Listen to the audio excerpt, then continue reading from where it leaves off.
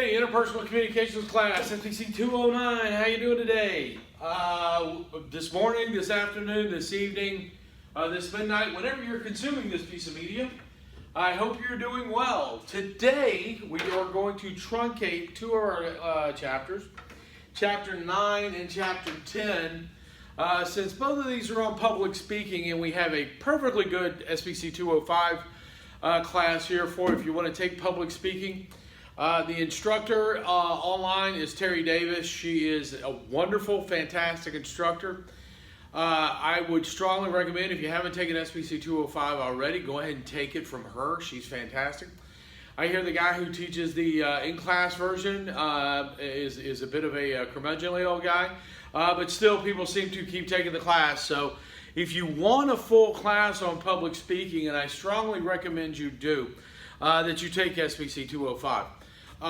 There's a whole lot of articles out there in professional journals and in magazines like Forbes and any number of others that say, The Economist had one a couple of months ago that said if you really want to excel in your profession, whatever that profession is, there's no profession that's not harmed by you being an effective public speaker. In fact, just the opposite. In every profession that's been surveyed, being an effective public speaker actually does you better in the long run. In other words, take a public speaking course and you'll make more money. That's not an ad for my course specifically, but I mean, it's always a good idea, and I thoroughly support all the programs here at Aiken Tech that require public speaking as to get your degree or your certificate. But what we're going to do today is we're going to start out, we're going to talk about just doing a speech. We're going to walk through some of the mechanics of it. We're going to talk about some of the ways that things you need to do to make sure you do it right. So let's start off with how to prepare a speech. This is basically from Chapter 9. We're going to do Chapter 9 today, and we're going to do Chapter 11. We are not going to do Chapter 10, performance apprehension and all that. I really don't think that you need that in this course. Again, we deal with it in great detail in SPC 205. So if you really desperately want lectures on performance apprehension, or as the less informed call it, stage fright, come take SPC 205, okay? All right, so before you even start a speech, when you begin to prepare for the speech, there's three things you need to consider. And the first is you, the speaker, okay? What are your likes? What are your dislikes? What do you know about? What do you not know about? What do you feel comfortable talking about? Okay? That's real simple. The second thing you need to think about is the occasion. How many S is an occasion? Just the one, the occasion. Okay? You know, a lot of people overlook this, and they think they can come in and they can give the one boilerplate speech over and over again, and then they don't understand why nobody's listening to them when they're talking. I've been in multiple occasions. The worst one I've ever seen was a Deputy Secretary of the Air Force came in with a boilerplate speech that he gives to the troops, gave to the Air Force. Well, this was the Air Force birthday ball or some formal ball that had an open bar. And the bar had been open for about 3 hours before he got to speak. Okay? And he went on for 35 minutes before he started getting jeered by a bunch of drunk airmen.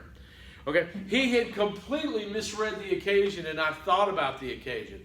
And it turned into quite a bit of a problem. You've seen this before. It happens a lot at graduations where the commencement speaker gets up there and just drones on endlessly. That's not appropriate for the occasion. So after you think about what you want to talk about, think about, what the occasion is going to be. And again, this may also be how big is the room you're going to be in? How many people are going to be there? Is it going to be a working meeting? Is it going to be a working lunch? Is it going to be an after dinner speech? All those questions. Then the third thing you're immediately going to want to take into account is the audience. Now, we're going to talk about audience analysis a little bit later. Okay, but you want to take the audience into consideration because, after all, they're going to be the reason you're there. Okay? Oh, we're going to talk about audience analysis right now, as a matter of fact. So let's delve into audience analysis. Okay? So there's a lot of different ways to break your audience down and sort of analyze them. The first way is demographic. Demographic. Now, demographic analysis is quantifiably statistical information about your audience. Age, gender, religion, group membership, education, occupation. A lot of that can be found in places like the Census Bureau, or when you're talking to the people who are inviting you, ask them those questions, okay? There's one we're going to call psychographic. And psychographic analysis is a look at the values, the opinions, the attitudes, the beliefs of the audience, okay? Psychographic analysis deals with the values, the opinions, the attitudes, and the beliefs. There is situational analysis.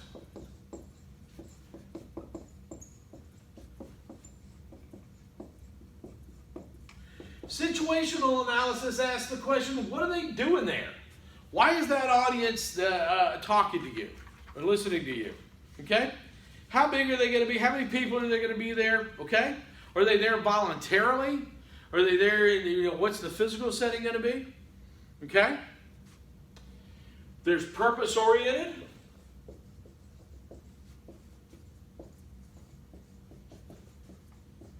Purpose-oriented analysis asks the question, what do I need to know about my audience to accomplish my goals, to meet my purpose? Okay? It's very specific. All right? So, and then when you come to where do you find this information at, you can check mass media. You can look at the background of the organizations you've been asked to speak to. You can have conversations with people that are involved in the group or people that are aware of the group. There's public opinion polls, and actually we get blasted with way too many of those. There's interviews that you can find online with principal people involved in the organization. There's focus groups if you have time and money for that. And then you can look at existing data. Okay? One of the things you want to keep in mind is to adapt to the audience. Every audience should be adapted to differently. Okay? You may need better supporting materials. All right? If you're talking to a bunch of bankers, you're going to have a lot of data on money. But if you're talking to Aiken Tech students, probably not. Okay? Organization may change with audience adaptation. And watch for cues from the audience during your speech. I tell my public speaking classes, audience adaptation is an ongoing process. You start it before you get to the audience. You do it during the audience, during the speech, engaging with the audience. And then afterwards, you ask key people in the audience how they think it went. Okay? All right, so let's move on. You've already thought about the speaker, the occasion, and the audience. So let's start finding your purpose. Now, there are two kinds of purpose. First is a general purpose. Now, there are three general purposes for speech. Only three: to inform, to entertain, and to persuade. Okay? So, taking into consideration the audience, the occasion, and your interest, you will then pick one of these three purposes. Now, I will tell you, do not pick more than one as your general purpose. Can an informative speech be funny and entertaining? Absolutely. Can a persuasive speech be informative? You bet. Okay, can an informative speech be persuasive? Absolutely. But you need just one, okay? Because if you try to be both informative and entertaining as your general purpose, you're going to have trouble being both, okay? Make your speech informative, write your informative speech. Then if you want to lay in some entertaining stuff later, do that. But don't try to do them both at the same time, okay? So once you pick your general purpose, you are then going to want to pick your specific purpose. Your specific purpose, for those of y'all who have taken English 101 at any college at any time, will be the verbal, spoken version of a thesis sentence. It'll be, today I am going to talk to you about, and then you finish that sentence, giving specific information on your topic, okay? Doesn't have to be long. In fact, the shorter the better. A statement of purpose should be one sentence, one simple declarative sentence.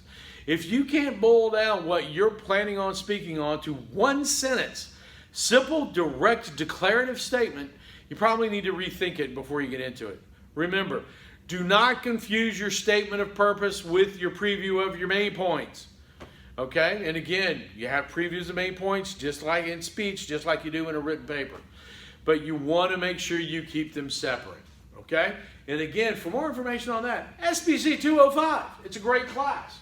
Okay, so let's talk about how to organize those main points once you start writing your speech. So you've analyzed you thought about yourself, you thought about the occasion, you thought about the audience, you've determined your general purpose, you've written your specific purpose, you've done some research where we're not going to go into today. Now it's time to start organizing your speech. Here's some basic ways to organize it. First of all, chronologically. Okay? First to last, beginning to end. Now there's a couple of things that really go well with chronological. First is going to be some sort of historic event. The Revolutionary War from 1776 to 1783. Okay? The expansion into the West done in, by decades. Okay? All that makes perfect sense, and most people can think about that. But you know what else is a chronological, where you most often see chronological development? On a cooking show. Recipes are all chronologically developed. Any process where you have to do things in order is chronologically developed. The one I like to use is changing a tire. Okay, you can't start and change a tire and tell people to do it spatially. Start at the front bumper, that's not going to work. You have to do it in the right order. You have to get the spare tire and you have to chock the wheels so the thing doesn't fall off the jack. You have to get the spare tire and the tire iron and the jack all out of the trunk. You have to do it in order. That's chronologic development. The next we want to talk about is narrative order. Now, narrative development is simply telling a story. Okay? You have plot, you have characters, you have conflict. Okay? And this is rooted in an idea called narrative theory. And narrative theory says that if you tell a story, if you give us characters and conflict and plot and advancement and character development, we remember it better than we do simple facts. Probably as a kid at a birthday party, you played the telephone game where you've got 8 kids standing in a row. You give them 8 words: banana, baseball, chocolate, eggs, zebra, and then at the end you find out how many of the words got all the way through. And usually it's maybe 1 or 2 at the most. Oftentimes none of them actually make it all the way through, because it's 10 random things nobody can remember. But what if you told a story? So Bob was out one day and he had a banana, and he decided to hit it with a baseball bat while he was eating chocolate. Okay? The banana, after he hit it with the baseball bat, landed on a zebra. Okay? And if you start and tell a story, people will find it much easier to remember and much easier to follow. There's topic order. Topic order is a breakdown of a subject by its natural subdivisions. Okay? If we wanted to talk about Aiken Technical College, we could break it down by, there's 5 schools. There's the general education school, the nursing school, the radiation technology school, the welding school, and then we would talk about each of those in turns based on their natural subdivisions. Okay, if you want to talk about trees on the Aiken Technical College campus, we're going to talk about the deciduous trees and the carnivorous trees, and break them down by their natural subdivisions. That's topic order.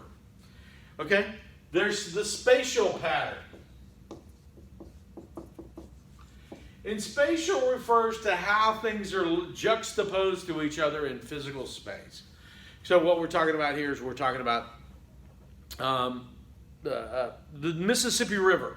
We're going to talk today about the Mississippi River. We're going to go from the north to the south. We're going to talk about the headwaters in Minnesota and Wisconsin. We're going to come down through the body of the river down in the central United States around St. Louis and Arkansas. Then we're going to talk about the Mississippi Delta and Mississippi and Louisiana. North to south, a spatial development. Okay, then we have a causal pattern. Now, causal pattern usually is called cause and effect. Cause and effect. Now, the thing you need to remember about cause and effect is if you're doing it, oftentimes you want to go effect and cause. Okay? Why? Because people care about the effects. You'll get their attention quicker. Okay? Hey, listen. Last year, 50,000 fish died in Clark-Hill Reservoir. Okay, that didn't happen. I'm making it up, but it's a good example. 50,000 fish died in Clark-Hill Reservoir. And today I'm going to tell you, we're going to discuss what caused that. Okay? And then you go in and you give the effect and you give the details of all the dead fish and the stench of the dead fish and the complaints from the local residents. And then you say, and now I know you want to know what caused this problem. Over-fertilization. Okay? So effect and cause is oftentimes more effective. Now, the next one is problem solution. Now, here's what's confusing for a lot of people.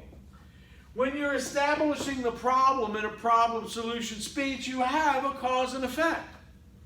Okay, but the difference between problem solution and cause and effect is even though with problem solution, it's problem, which has cause and effect, and then a solution. A causal pattern speech has no need to give a solution to the problem.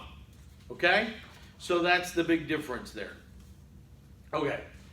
So, chronological, by time order, narrative, by story with plot and characters, topic order, natural subdivisions of the topic, spatial, as things are juxtaposed next to each other in physical space, causal pattern, which is cause and effect, but oftentimes effect and cause, and then finally problem solution, which is again the cause and effect problem, but you also have to provide a solution.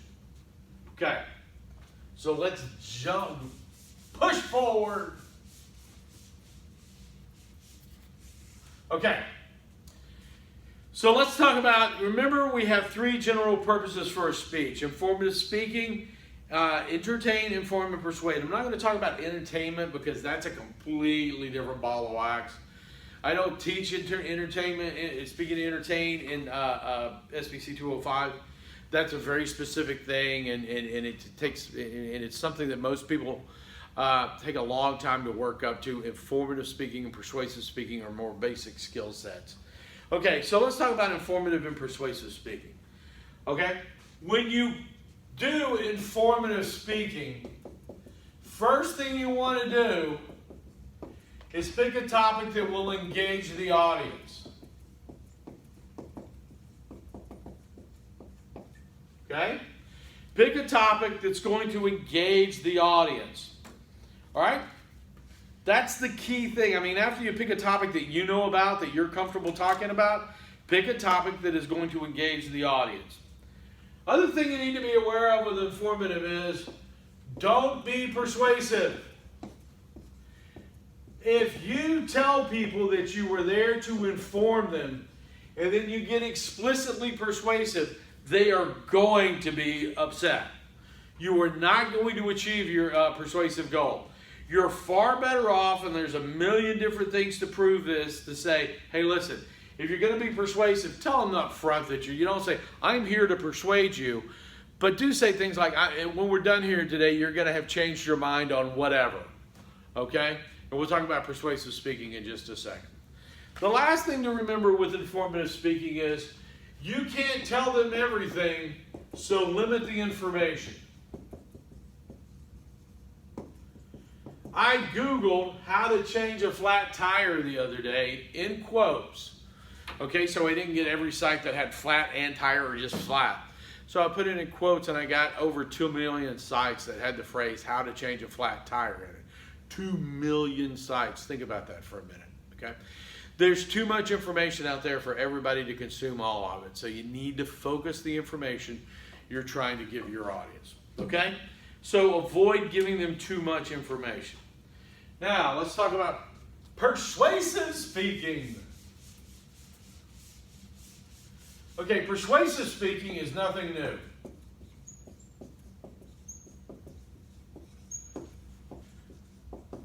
Aristotle wrote about persuasive speaking. Aristotle said there were 3 ways to persuade: pathos, logos, and ethos. Okay? Pathos is persuasion through emotion. Okay? Just by purely appealing to people's emotions, you will get them to do so. You will get them to change their attitudes or behaviors.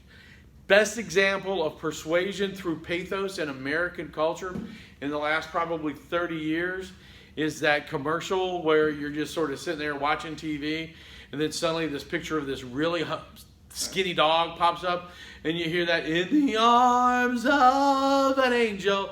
That is just horrible. I hate that commercial because it is just so bad, so much pathos in it. Okay?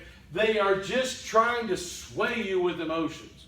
Now, we can argue that it's a good cause, and I absolutely believe that we should take care of all the dogs and cats. But that is just simply appealing to emotion. Okay? There's logos, which is constructing an argument with logic and evidence. So logos is a logical argument. Makes sense. All right? You just give people a logical argument, and you present evidence to support your case. Makes sense. Okay? The last is ethos, and that is based on the personal credibility of the speaker or the individual you're associating with. All right? For those of y'all who live here in the greater CSRA, you guys know lawyer George Sink. And what do we know about George Sink? Every day you say, George Sink was a United States Marine. Being a Marine doesn't make you a good lawyer. It never will. In fact, a lot of the Marines I know needed good lawyers. Okay? But they are trying to communicate to you that we hold Marines in an esteemed position in our country. And if George Sink was a United States Marine, George Sink has certain attributes that we would communicate to a lawyer that would give him personal credibility. Okay? So Aristotle's 3 methods of persuading: pathos, logos, and ethos. All right. So let's talk about how we build an argument. And when we talk about how to build an argument, we're also going to talk real quickly about fallacies. Okay? First is inductive reasoning. Okay? Inductive reasoning. And inductive reasoning says, if I know one guy, I can make comments about many guys. Okay? I know this guy from Graniteville who's a complete idiot, so I assume everybody from Graniteville is a complete idiot. I do not believe everybody from Graniteville is a complete idiot. That's actually a fallacy we're going to talk about in a minute. But when we look at one thing and we say, okay, this works for that one thing, maybe it'll work for other things that are, it works for other things that are exactly like it. Okay, we do this all the time. We study, when we study, rural engagement, we'll look at a rural county in South Carolina and apply it to all rural counties in Mississippi, Alabama, Georgia, Texas, and along those lines. So an inductive reasoning is reasoning from one to the many. Now, an analogy is 1 to 1. Okay? 1 to 1. Perceived similarities are used as a basis to infer some further similarity that has yet to be observed. If A and B are similar on 1, 2, and 3, we assume they're going to be similar on 4 as well. Now, the last kind we're going to talk about is deductive reasoning. And that is from the many to the one. Okay? So if I know that all men, in the basic form of this is all men are mortal, Socrates is a man, therefore Socrates is immortal. 2 premises lead us to a conclusion. Okay? But the question we have to ask is, how big of a sample do we need to make a good conclusion? Okay? Can I say that all men do this, all women do that, all people of a certain ethnicity believe this way? That's very difficult. We're going to talk about what specific fallacy that is. Okay? So one of the first fallacies we want to talk about comes from inductive reasoning. It's called a hasty generalization.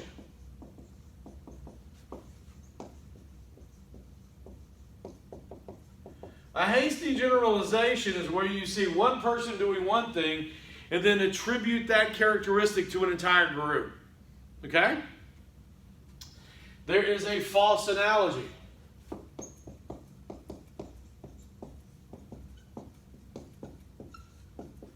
For those of y'all, especially those of y'all who went through school a couple of years behind an older brother or sister, okay, you have heard over and over again, hey, why are you acting like this? Your brother never behaved that way. Yes, this is personal for me. I have an older brother, okay?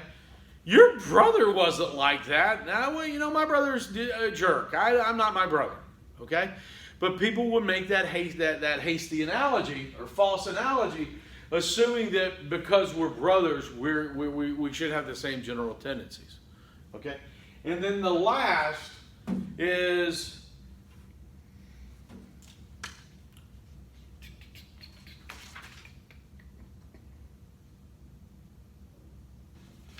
hold on a second. I'm right here. Okay. In deductive reasoning, I forgot to put down what we call it, but it is in deductive reasoning, you can oversimplify, okay, and cast an entire group as a monolith. And that is not effective. You know, when you hear in elections, you always hear, well, African-American voters are going to vote this way. They're not. Not all of them. The majority of them might, but not all of them. White suburban voters are going to vote like this. No, they're not. Some of them are not going to vote. You can make a generalized statement, but you can't say, because most of them do this, okay, all of them. You know, you guys can see me, okay? You can tell I am a white male in my late 50s, okay, with a certain earning income level, and I live over in Columbia County. Okay, people are really surprised when they find out that I may be a little bit more liberal politically than most people that meet my demographics. Okay? White male, 58 years old, lives in Columbia County. About 90% of us are going to be, you know, very conservative politically. I am not. And people are oftentimes surprised that they have oversimplified my group. Okay? Now, there are a few more fallacies we want to talk about. Okay? One is a false authority.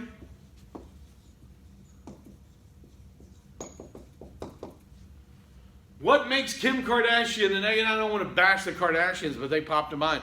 What makes Kim Kardashian an expert on acne medication? Okay, a couple of years ago, she was hawking an acne medication that had been proven to be harmful to your health. What made her an authority? Well, she's famous. Okay, so what? What makes Channing Tatum an expert on marine biodiversity? He was in a movie. Okay, people just want to hear him. Okay? Is Toby Keith an expert on anything? Well, country music, but is he an expert on geopolitics? Well, I hear him talking about it occasionally. Okay, same with the Dixie Chicks. All right? This false authority has given birth to an entire new job called an influencer. People who are influencers, if they want to talk about, you know, what they wear or, you know, anything else fashion-wise, that's fine. But more and more influencers are being paid to push product that include herbal remedies and some other things like that. They're actually causing harm to people, okay? And you need to be aware of that. There's the argument ad hominem.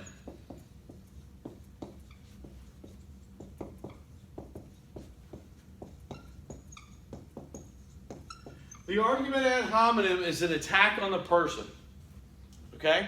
An attack on the person. I remember the United States Senate back in the 1970s. A woman with a PhD came in and testified, and as she got up and left, and as the testimony went on, a senator that she disagreed with went, are we going to believe a bubble-headed blonde? I mean, the lady had a PhD and was an expert on it, and he passed her off with a personal attack simply on her gender and her hair color. Okay?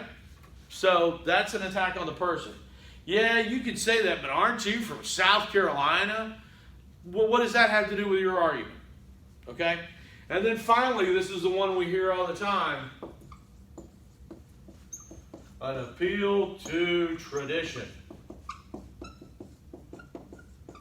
Well, why do we do it that way? Well, we've always done it that way. Okay? Well, what if we've always done it wrong? Okay? That is an appeal to tradition. Okay. That's public speaking. It's not public speaking. It is what you probably need to get out of public speaking from SBC 209. Again, I would encourage you, SBC 205. My students seem to like it a lot.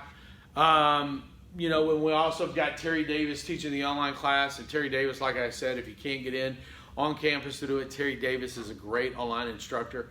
She does a really good job teaching SBC 205. I'm the lead instructor for the course. I have full faith that Terry can give you an outstanding experience in learning public speaking if you take that online course. And again, we run hybrid sections. We run in-class sections, 2 or 3 a semester on campus as well, that I think you'd be, you're gonna do better for professionally and personally if you take it. Okay, all right. So discussions this week, chapter 9 and chapter 11. Chapter 10, we're not going to deal with at this time. We may throw it back in. So pick an exercise from either the end of chapter 9 or the end of chapter 11 and do those exercises and post them on the discussion board. Okay, we will see you around.